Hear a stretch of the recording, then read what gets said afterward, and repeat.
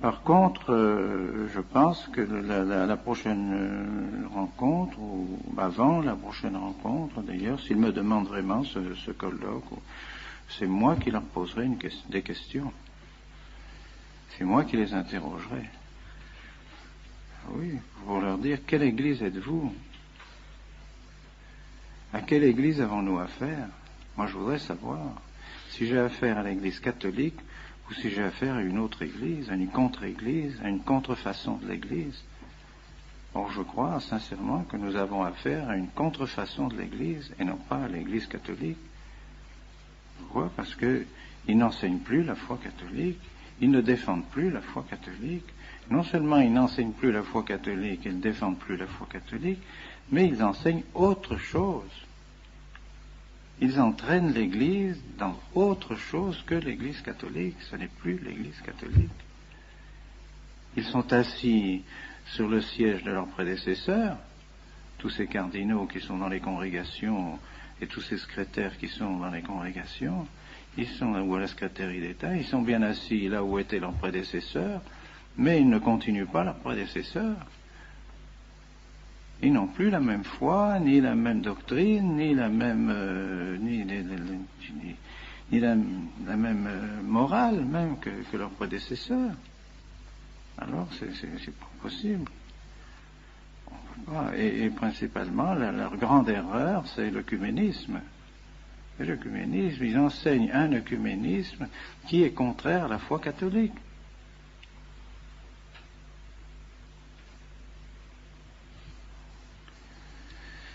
Et je dirais que pensez-vous des anathèmes du Concile de Trente? Que pensez-vous des anathèmes du Concile de l'encyclique Auctorem Fidei sur le Concile de Pistoie? Que pensez-vous du syllabus? Que pensez-vous de l'encyclique sur Immortale Dei du pape Léon XIII? Que pensez-vous de la lettre sur le sillon par le pape Saint-Pidis, de l'encyclique Quas Primas du pape Pie XI, de Mortalium Animos du pape Pie XI, justement contre l'œcuménisme, contre ce faux œcuménisme, et ainsi de suite. Enfin, pensez-vous de tout ça? Qu'ils me répondent. Ils me répondent s'ils sont toujours d'accord avec tous ces documents des papes, avec ces documents officiels qui définissent notre foi. Ce ne sont pas des documents quelconques, ce ne sont pas des allocations privées ou des conversations privées des papes, ce sont des documents officiels et qui engagent l'autorité du pape. Alors moi je pense qu'on peut et on doit même croire que l'Église est occupée, Elle est occupée par cette contre-église que nous connaissons bien et que les papes connaissent parfaitement et que les papes ont condamné tout au long des siècles, depuis maintenant bientôt 4 siècles. L'Église ne cesse de condamner cette contre-église qui est née avec le protestantisme surtout, qui s'est développée avec le protestantisme et qui est à l'origine de toutes les erreurs modernes, qui a détruit toute la philosophie et qui nous a entraînés dans toutes ces erreurs que nous connaissons, que les papes ont condamnées, libéralisme, socialisme, communisme, modernisme, sionisme, que sais-je, nous en mourrons, les papes ont tout fait pour condamner cela, et voilà que maintenant, ceux qui sont sur les sièges de ceux qui ont condamné ces choses-là, eh bien, sont maintenant d'accord, pratiquement, avec ce libéralisme et avec cet œcuménisme. Alors, on ne peut pas accepter ça. Et plus les choses s'éclairent, et plus nous apercevons que ce programme qui a été élaboré dans les loges maçonniques, tout ce programme a été élaboré, toutes ces erreurs ont été élaborées dans les loges maçonniques, eh bien, on s'aperçoit tout doucement, et avec des précisions de plus en plus grandes, qu'il y a tout simplement une loge maçonnique au Vatican. Et que maintenant, quand on se trouve devant un secrétaire de congrégation ou un cardinal qui se trouve assis dans le siège, à la place, dans le bureau, où se trouvaient de saints cardinaux, et des cardinaux qui avaient la foi, qui défendaient la foi de l'Église et qui étaient des hommes d'Église, on se trouve devant un franc-maçon. Alors, est-ce que c'est la même chose? Alors c'est bien, ils brandissent la même obéissance. Oui, autrefois, on nous disait d'obéir à la foi, on nous faisait faire le serment antimoderniste, on nous faisait faire les professions de foi, et tout ça. Maintenant, ces gens-là, qu'est-ce qu'ils font? Quelle foi ils nous demandent de professer? C'est plus la même. Alors on brandit toujours obéissance, obéissance, obéissance. Ah oui, mais quand même. Obéissance à l'Église, oui. Obéissance à ce que l'Église a toujours commandé, oui. Obéissance à la foi de l'Église, oui. Mais obéissance à la franc-maçonnerie, non. Ben non. Ben, c'est ça, c'est effectivement. C'est sûr. Et dernièrement, donc, on m'a apporté des documents qui semblent tout à fait véridiques. Des documents qui montrent des correspondances entre Bugnini et le grand maître de la maçonnerie sur toute la réforme liturgique, avec elle, le grand maître de la maçonnerie demande à Bugnini d'appliquer la réforme du fameux Rocca, les prêtres apostats, Rocca, qui, lui, avait prédit déjà tout ce qui devait se faire et avait déjà prévu tout ce qui devait se faire lorsque le Vatican serait occupé par la maçonnerie. Voilà ce qu'il faut faire. Et alors maintenant, le grand maître de la maçonnerie demande à Bugnini d'appliquer cela. Et le grand principe dit il faut arriver à la naturalisazione, comme il dit, naturalisazione dell'incarnazione. Donc désurnaturaliser l'incarnation. Donc on arrive au naturalisme. Il faut naturalisme. Et que cela, il faut appliquer les principes de la langue vernaculaire, de la démultiplicité des rites, de la multiplicité de la liturgie, pour rendre la liturgie complètement confuse et mettre la confusion partout. Et les oppositions entre les différents rites. Alors Bugnini répond qu'il est tout à fait d'accord. C'est tout à fait d'accord pour cela, mais qu'il faudra un certain temps, il faudra peut-être 10 ans, mais en l'espace de 10 ans, il y arrivera, et que la confiance que lui accorde particulièrement le cardinal Lercaro et même le pape Paul VI, avec cette confiance qu'il a, il est assuré de pouvoir arriver à ses fins. Et il nomme tous ceux avec lesquels il travaillera dans la curie romaine, tous ceux qui, eux aussi, ont des attaches à la maçonnerie, alors qu'il pourra travailler avec eux, mais il faudra en placer certains, il faudra les mettre dans certaines congrégations, afin de pouvoir mener le travail à bien. Il faut que toutes les congrégations soient plus ou moins infiltrées, noyautées par les membres de la maçonnerie, qu'il nomme un tel, un tel, un tel. Il faudra chasser celui-ci, parce que celui-là nous gêne, il est contre nous, alors il faudra le faire mettre dehors. Il faudra supprimer la congrégation des rites, mais c'est pas la congrégation des rites, c'est la congrégation des sacrements, et il a réussi à supprimer la congrégation des sacrements pour tout mettre sous la congrégation des rites, par conséquent tout mettre sous son autorité. Tout ça, il le dit dans les lettres au grand maître de la maçonnerie. Alors, qu'est-ce que vous voulez? Ah non, qu'on ne nous parle pas d'obéissance.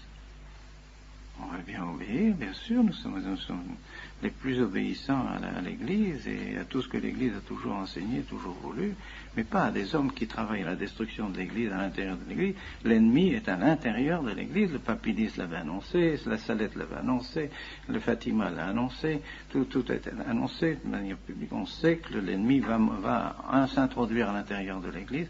Eh bien, il y est. Alors qu'ils ne viennent pas demander, il faut arrêter les ordinations. Qui demande d'arrêter les ordinations? Qui demande de ne plus faire de bons prêtres? Qui? C'est le Saint-Esprit ou c'est le diable? C'est clair, quoi.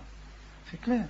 Est-ce que un pouvoir normal dans l'Église peut demander à un évêque de ne plus faire de bons prêtres?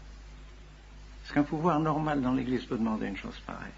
Peut demander de supprimer les séminaires, des séminaires qu'ils savent, bon, ils le savent, ils l'ont dit, c'était des bons séminaires. Ils savent que la doctrine qu'on vous enseigne est la vraie doctrine. Ils le savent. Ils l'ont écrit. Ils savent parfaitement. Ils l'ont écrit dans le rapport des visiteurs. Les visiteurs l'ont dit. On fait un excellent rapport en faveur du séminaire. C'est ce que le cardinal Garonne m'a dit à moi-même quand il m'a demandé de venir à Rome. Il a dit, oui, le rapport est bon. Nous savons que le séminaire est bon, etc. Alors, pourquoi faire le séminaire? Tout simplement parce que nous ne voulons pas suivre ces orientations maçonniques de l'œcuménisme, toutes ces orientations nouvelles qui ont été forgées dans les loges maçonniques. Alors on veut fermer le séminaire. Mais non, c'est pas possible. Ça vient pas du Saint-Esprit, ça vient pas de l'Église. C'est pas l'Église qui nous demande de fermer le séminaire. C'est pas l'Église. C'est pas le pape en tant que pape. Ce sont pas ceux qui sont écrits en tant qu'ils sont vraiment les successeurs de ceux qui étaient avant eux, non. C'est une loge maçonnique qui est arrivée à pénétrer à l'intérieur du Vatican, qui mène tout, et qui évidemment ne peut pas nous sentir, c'est clair, c'est évident, que nous faisons obstacle à leur plan de destruction du sacerdoce, de destruction de la messe, de destruction de la liturgie, c'est évident, c'est évident. Alors est-ce que nous devons obéir? Moi, je crois en conscience devant mon Dieu. Quand il me dit réfléchissez bien en conscience devant Dieu ce que vous faites, ben oui, j'ai tout réfléchi devant mon Dieu. Si je me trompe, que le bon Dieu me donne la lumière pour me montrer que je me trompe, je ne crois pas. Je crois vraiment que en faisant ce que je fais et en ordonnant les prêtres que je vais ordonner, je crois que je sers l'Église. Je ne le ferai pas si j'avais seulement un instant la pensée que ça pouvait être contraire au bien de l'Église. Je m'abstiendrai bien sûr de faire des choses pareilles, c'est trop grave. C'est bien le contraire. Enfin, les faits sont évidents maintenant. Les effets de cette réforme et de cette persécution de l'Église à l'intérieur de l'Église sont clairs pour tout le monde. Ça devient de plus en plus clair.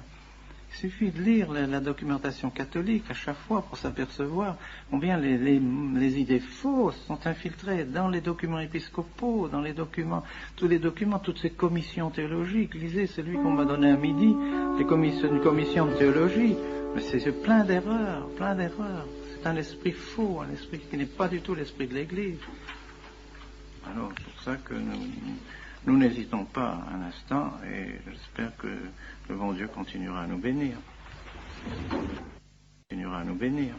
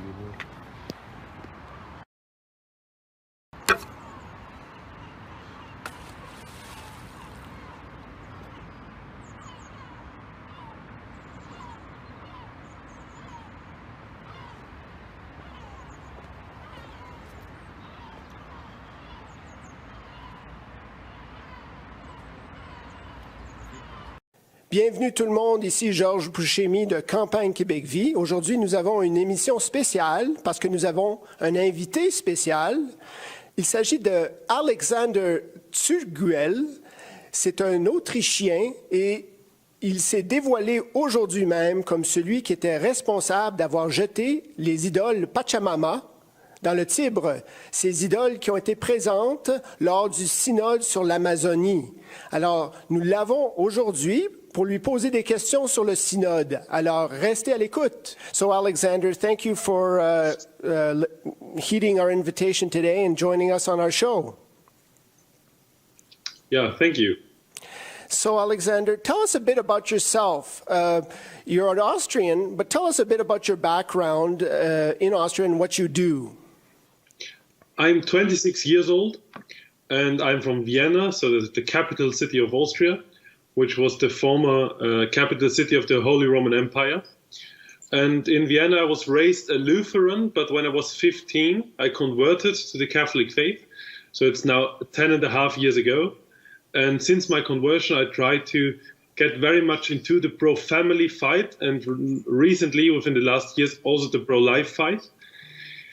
And yes, this year I got married, and I'm working currently as I'm a student of history, and I'm working as a PR consultant.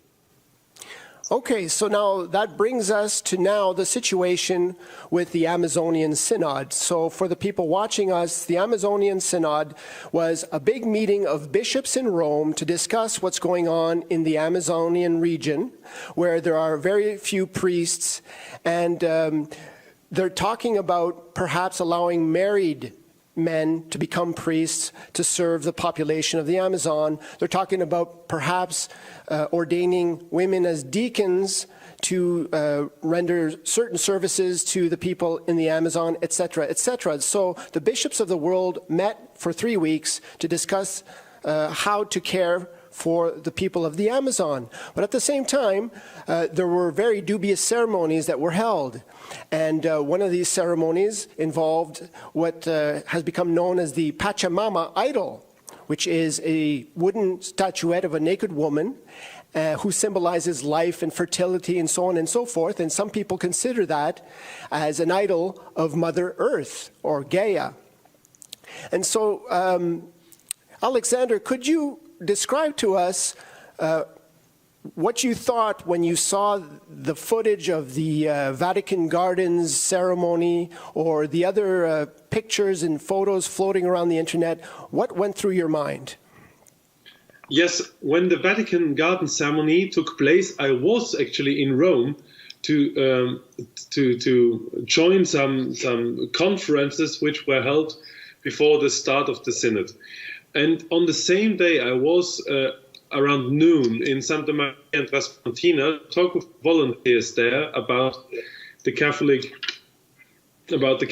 synod going on, about the Amazonian synod going on. And when I talked to them, I asked them what these statues symbolize, and they told me that they symbolize a fertility goddess or Mother Earth. When I then saw the video of people bowing down to these statues, it was for me completely clearly that these statues are not just symbols, which would be bad enough, but even real idols, pagan idols, which were used really in sermons, where Catholic priests and high bishops were attending, and even our Holy Father sat next to this ceremony. So for me, it was really a shock, and I thought, this is wrong. This should not take place in the Catholic Church. That's actually the whole story.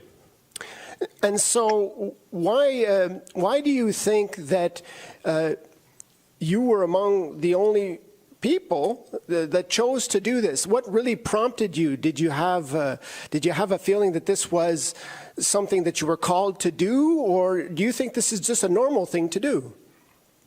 I think it should be normal for the Catholics to watch out and not be in favor of pagan rituals taking place in the church.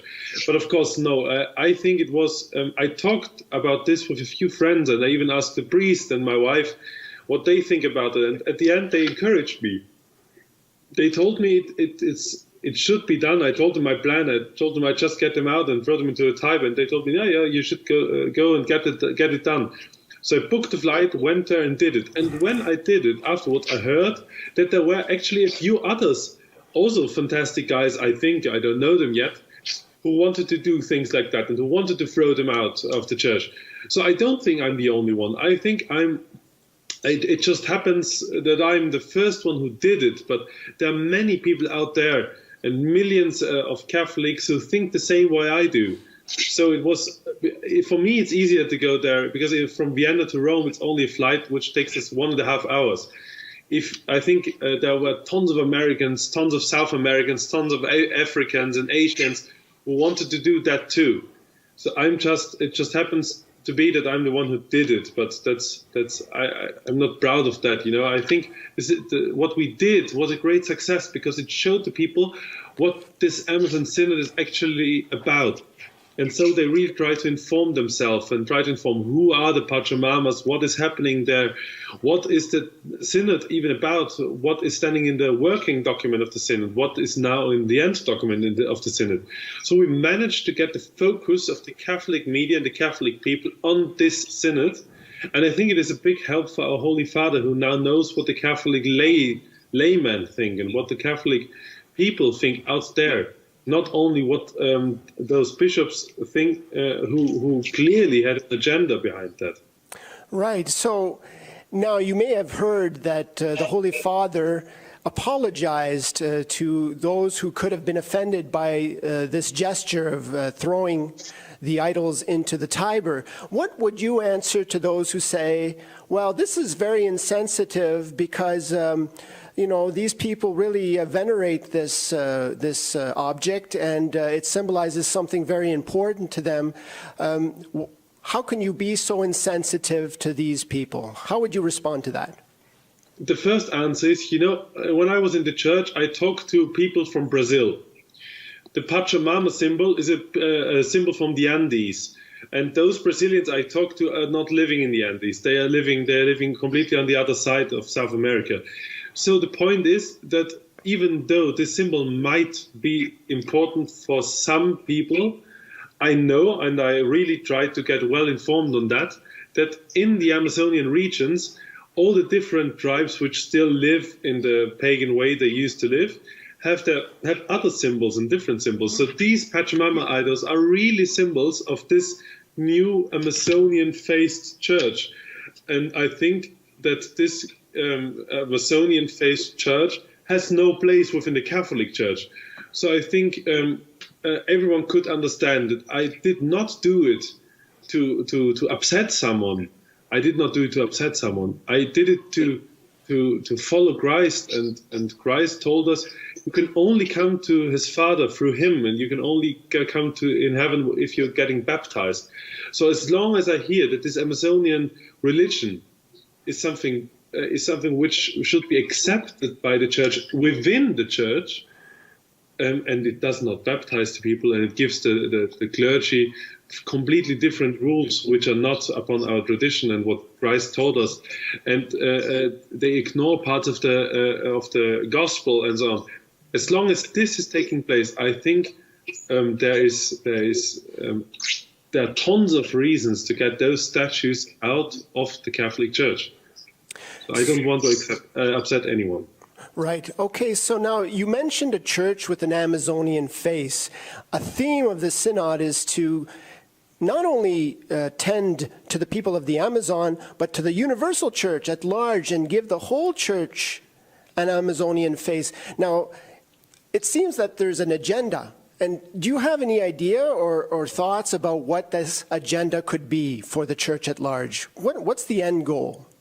Yes, there are many different ideas behind that. If you look closely on what happened before the Synod and during the Synod, you will see that, for example, our Holy Father gave a speech where he told us to obey the United Nations. So this is just one of the reasons I heard, and I know it also quite well, that some high staff of the United Nations is frequently in the Vatican and talks to our Holy Father. So I think there is a good connection.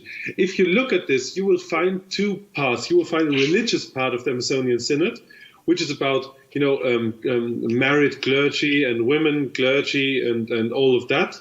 So all the fights which are already won within the Catholic Church. So since it was in the past always clear that there cannot be women ordained as priests because Christ didn't create his church this way. So it's not possible for us. And there are many popes and many councils who made that clear. And the last one was John Paul II, who made it really clear that you cannot change this anymore. So you see that these religious aspects are typical liberation theology aspects. And that's also the reason why at the Synod you saw all those pictures of the liberation theologians standing in the first row and are being used within the Synod. So they try to reinvent something which was already abolished by the Church and which was actually forbidden by the Church.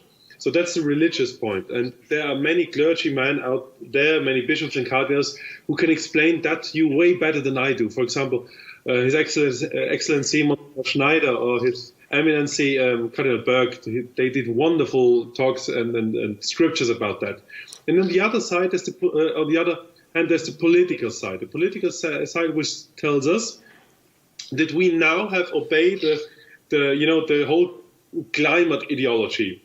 I don't want to go into the scientific way now because that's not my my job, and that other scientists are way more way better than I am regarding that point. But I can think very clearly what we see around the whole world, if it's the Friday for Future movement or some anti-European, anti-American, anti-whatever movements, you will always see that that those movements are not something which comes from the people. So, for example, Friday for Future does not ask their own participants to be better with nature and to be cleaner, and they always tell us the best thing what can happen is if the states now gets more rights. So the state should get more rights, but not the state himself. So not, for example, Austria or Germany or Canada where you live, but also the kind of globalist groups like the European Union or the United Nations. They should get more rights. So they should get the right to tax all of us a climate tax, and you can separate this. It does not matter what happens on a scientific base, but it is not right and just to ask a country to give his sovereignty up to another country if it comes to these important questions about how we should live our lives. Right. Just imagine a family father and you go to him and tell him, please now give me all your sovereignty over your whole family.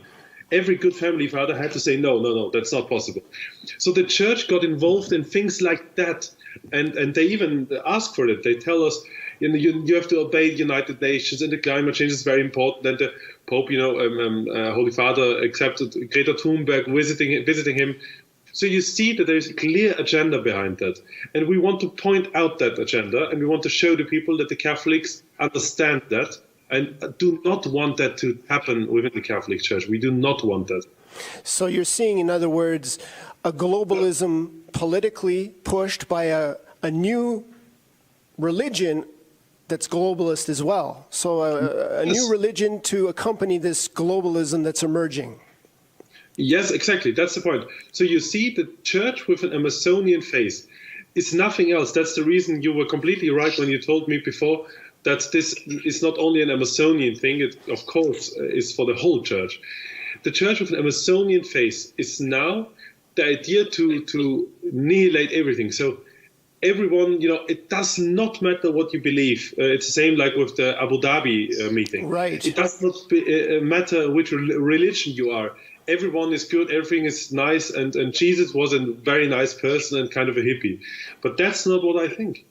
Right. Jesus came to earth, sacrificed himself for us, took away our sins, and then went up to heaven, so that now we know through what he founded on earth, the Church, and for example, he gave us his Holy Mother and so on. What he did is unique, and we have to follow it, and that's what Jesus told us. So either you believe in what Jesus told us, or you think Jesus is only a story, a fairy tale person. And I believe in what Jesus told us because I see that whenever you follow him, it's always for the good. If you follow Christ, it's never bad. Nothing bad can happen if you follow Christ. Of course, you can suffer, but there's nothing which can destroy your soul and your spirit. So if you follow Christ, you will see and experience how wonderful that is. And to abolish that, just in order to serve the new one world globalism thing happening recently, it's wrong. And the Catholic Church is not on earth to do that and to follow that. We are the ones who should lead the churches into heaven. Right. So now, instead of having this relativistic one world church, we have to get back to the church that God actually founded, but that church seems to be too exclusivist for some people, too discriminating and too exclusionary, I guess, for the new one world religion and the new one world order that's emerging. But now I see that you now have a new organization that you've founded, and it's aptly named the St. Boniface Institute. So St. Boniface was the saint who chopped down the holy oak of the German pagans and then converted the German-speaking peoples. So can you tell us a bit about your institute and how you're going to take things going forward? A week ago, so 1 week after we did it. And yes, St. Boniface not only chopped down the Donau oak of the Germanics, he even built a chapel out of it, which is really wonderful. Why I really adore him. The St. Boniface Institute's idea is to get together all the good Catholic people from especially Europe, but of course around the world, and to show them quite clearly what happens now around the world from a Catholic point of view, and to encourage them to follow Christ also publicly. I know many people, great Catholics as they are, who pray and who are really faithful, and if you talk to them, they're always clear-minded, but they cannot go outside, because as soon as they go out and speak to public, in the second they go out, they lose their job, they lose their reputation and all the friends. And this cannot happen. This cannot happen. And St. Boniface is a good example, because St. Boniface, he didn't. His problem was not losing his friends. His problem was standing there and losing his life. Right. He told the Germanics, if I chop it down and you will see nothing will happen. It would have been enough if there would be a little bit of a bigger wind or a noise coming from the woods or something, and they would have immediately killed him. So he's really an example for us. And I'm now trying to get the people to understand what I did is not heroic. That's not heroic. We did it because we think it's right, and we hope that people follow us. What is heroic is to sacrifice your own personal life for Christ and to be ready, go out and tell other people. So try to be a missionary, not only a missionary as a priest and a clergy, which is, of course, very important, and I would love to see that more happening also within Europe. But be a missionary as a layman too. So go out and be always clearly Catholic. It does not stop as soon as you go to the restaurant and you do your prayers over your meal. It's wonderful, but that's not enough. You have to go out and show the people that Catholic faith is something which goes through and through. It has to catch your whole life, and then it gives you the possibility to really follow Christ. And that's what we want to encourage. Therefore, we founded a Bonifatius Institute, so the Boniface Institute, St. Boniface Institute. And I'm very sure that this will be a great success. So people subscribe to the newsletter, and you will see what we are going to be up for, and then you will see what happens. Well, it's done for me. I've subscribed already, and I encourage all our listeners to subscribe. We'll put on the website the exact address in the comment section or in the description underneath the video when we publish the video. And so, Alexander Chugwell, I hope I'm pronouncing that correctly. If not, I'm sorry. But Alexander, thank you very much for talking to us today. God bless you. Thank you for your heroic gesture. I know when I saw those Pachamama idols being thrown in the Tiber, I was immensely overjoyed at seeing that. I thought, wow, there's a Catholic in Rome. I was so glad to see that. So thank you very much, and God bless you. Thank you for all the support, and thank all the people out there for all the prayers and all the support. It was really wonderful to know that millions of Catholics stand behind us and next to us in one row, and we all fight for Christ and we all want to follow Christ. Thank you very much. God bless you and your work. Amen. God bless. Alors, c'était Alexander Chuguel, celui-là même qui a pris les idoles Pachamama et les a jetées dans le Tibre à Rome lors du synode sur l'Amazonie. Alors, merci d'avoir écouté et à la prochaine.